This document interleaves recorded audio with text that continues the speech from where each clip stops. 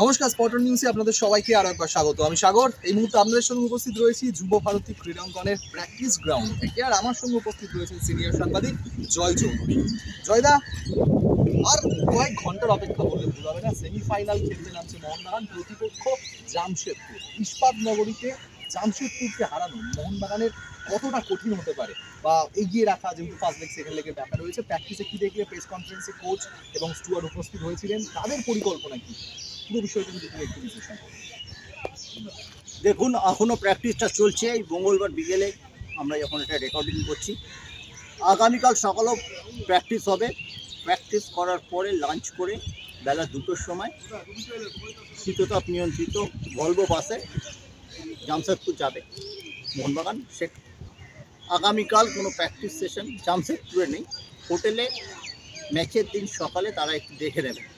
তার আগে কোচ মলিনা বলে গেছেন আইএসএল কাপ ছাড়া আর তাদের কোনো লক্ষ্য নেই। তাদের লক্ষ্য ডবল করা।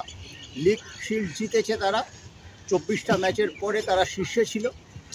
তারা এবার আইএসএল কাপ জিততে চায়। এই আইএসএল কাপ হাত থেকে ফসকে গিয়েছিল গত বছর মুম্বাই সিটি এফসির বিরুদ্ধে ম্যাচে।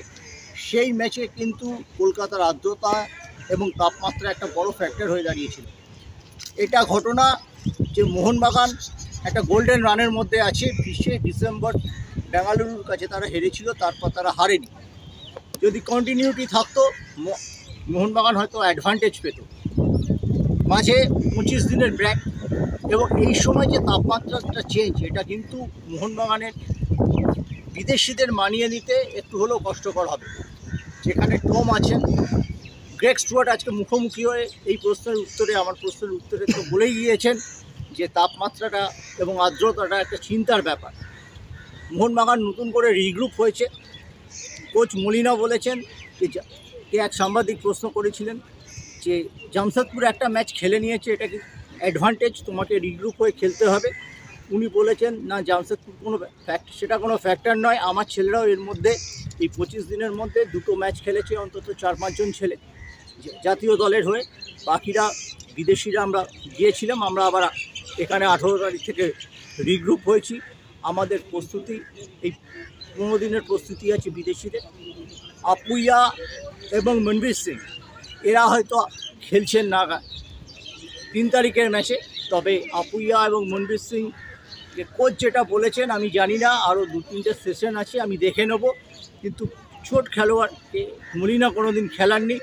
আমাদের ধারণা অনিরুদ্ধ তাপা, সাহাল কিংবা দীপক টাংরি এরাই আসবেন এই দুজনের পরিবর্তে। মোহনবাগান, আমরা যেটা আশঙ্কা করেছিলাম যে জাতীয় ক্যাম্পে মোহনবাগান যখনই প্লেয়ার গেছে চোট নিয়ে ফিরেছে, এবারও তাই হয়েছে। মনবীর চোট নিয়ে ফিরেছে, আপুইয়ারও চোট নিয়ে ফিরেছে, কিন্তু তাদের 3 তারিখের ম্যাচে তিনি ব্যবহার করতে চাইছেন না। মোহনবাগানের সাইড বেঞ্চ বা বেশ ভালো বিকল্প খেলোয়াড় মলিনার হাতে আছে। তিনি দরকার হলে 7 তারিখে ম্যাচে এনাদের নামাবেন মনবীর এবং আপুইয়াকে। আর একটা কথা বলছি, যেটা উনি বলেছেন যে এও ম্যাচ হলেও আমরা কিন্তু অ্যাটাকিং ফুটবল খেলবো, প্রেসিং ফুটবল খেলবো। মানে ওখানে আমি ড্র করে চলে আসবো এরা মানসিকতা নিয়ে নামবো না। আর তিনি বলেছেন একটা ডিফারেন্ট গেম এটা। আমরা জামশেদপুরে গ্রুপ লিগের ম্যাচটায় মোহনবাগান ড্র করেছিল, এটা ডিফারেন্ট এটা এগ্রিগেটে ঠিক হবে।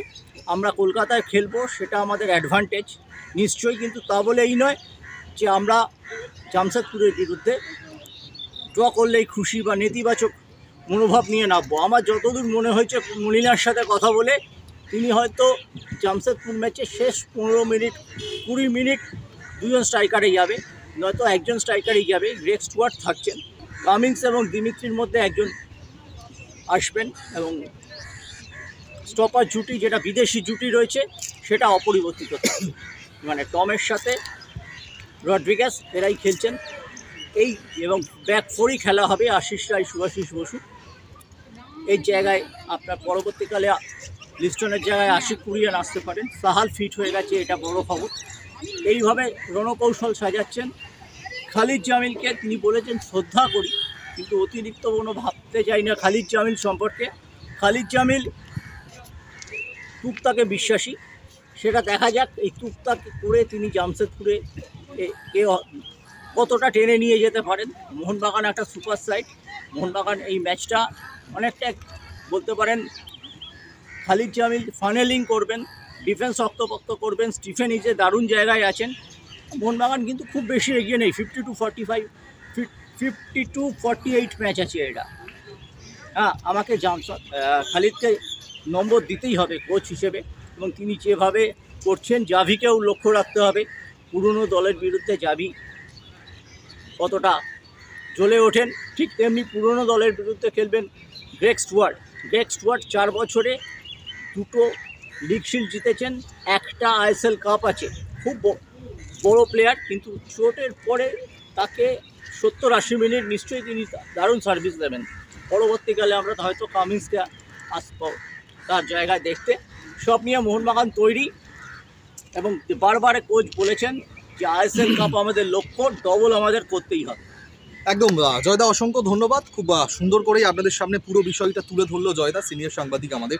তবে এবার চোখ থাকবে কিন্তু জামশেদপুরে, ইস্পাত নগরীতে। জামশেদপুরে এই মাঠে যখন মোহনবাগান গ্রুপ পর্বের ম্যাচে মুখোমুখি হয়েছিল, সেখানে কিন্তু জয় পায়নি, ম্যাচ ড্র করেছিল। এরপরে ঘরের মাঠে কিন্তু হারিয়েছিল জামশেদপুরকে মোহনবাগান। এবার সেই একই মাঠ, সেই একই কোচ, একই খেলোয়াড়, সেমিফাইনালের মঞ্চ। কি করে সেদিকেই থাকবে চোখ। আপাতত আপনারা চোখ রাখুন স্পট অন নিউজে।